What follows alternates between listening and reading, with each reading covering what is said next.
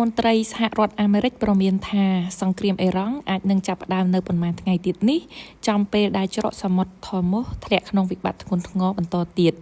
នៅខណៈនេះមានសេចក្តីរាយការណ៍មកថាមន្ត្រីសន្តិសុខជាន់ខ្ពស់របស់សេតវិមានលោកដូណាល់ត្រាំកំពុងបើកការពិភាក្សានិងផ្ទៀងផ្ទាត់ស្ថានភាពចុងក្រោយនៅតំបន់ច្រកសមុទ្រធំបើតាមសេចក្តីរាយការណ៍ព័ត៌មានរបស់ The Voice of Emirates ចុះផ្សាយកាលពីថ្ងៃទី19ខែមេសាបានឲ្យដឹងថាពួកមន្ត្រីជាន់ខ្ពស់របស់សហរដ្ឋអាមេរិកព្រមានថាស្ថានភាពតានតឹងនៅច្រកសមុទ្រអាចនឹងទាញទៅរកវិធានការយោធារបស់សហរដ្ឋអាមេរិកហើយវាអាចឈានទៅរកការប៉ះទង្គិចគ្នាជាមួយនឹងកងទ័ពអ៊ីរ៉ង់នៅប៉ុន្មានថ្ងៃទៀតនេះប្រសិនបើការទប់ស្កាត់ភាពតានតឹងរវាងកងឆ្មាំបដិវត្តន៍និងកងទ័ពនាវាចម្បាំងសហរដ្ឋអាមេរិកដែលកំពុង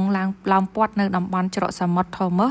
มันអាចកាត់បន្ថយបាននៅពេលនេះពួកមន្ត្រីនៅសេតវិមានព្រមានថាអ៊ីរ៉ង់បានកំពុងតែកក្លឿនបន្តទៀតនៅពេលនេះដែលហ៊ានធ្វើឲ្យប៉ះពាល់ដល់ផលប្រយោជន៍របស់ពិភពលោកដែលប្រើប្រាស់ច្រកសមុទ្រការព្រមានរបស់ពួកមន្ត្រីសេតវិមានរបស់លោកដូណាល់ត្រាំ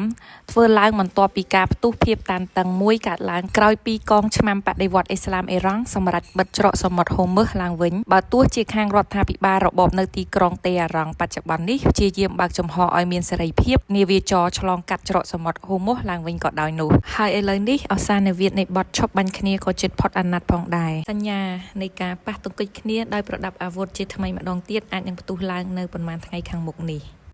មន្ត្រីសេតវិមានព្រមានថាទីក្រុងតេរ៉ង់កំពុងលលេងនឹងច្បាប់ទម្លាប់អន្តរជាតិ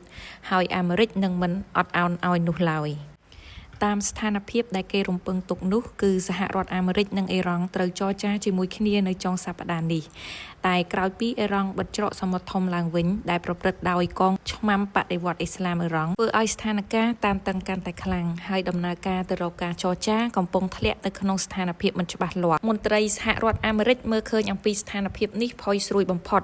ដែលការផ្ទុះប្រដាប់អាវុធអាចនឹងកើតមានជាថ្មីម្ដងទៀតតាមសេចក្តីរាយការណ៍ឲ្យដឹងថាក្រុមប្រឹក្សាសន្តិសុខជាតិសហរដ្ឋអាមេរិកកំពុងតែធ្វើការវាយតម្លៃស្ថានភាពចុងក្រោយនិងផ្ទៀងផ្ទាត់ឡើងវិញទាំងអស់អំពីស្ថានភាពនៅច្រកសមុទ្រធំនិងទូទៅនៅតំបន់មជ្ឈិមបូព៌ាតាមសេចក្តីរាយការណ៍បានឲ្យដឹងថាឥឡូវនេះប្រធានាធិបតីសហរដ្ឋអាមេរិកលោកដូណាល់ត្រាំបានកោះប្រជុំជាបន្ទាន់នៅឯសេតវិមានរបស់លោកជាមួយនឹងក្រុមប្រឹក្សាសន្តិសុខជាតិ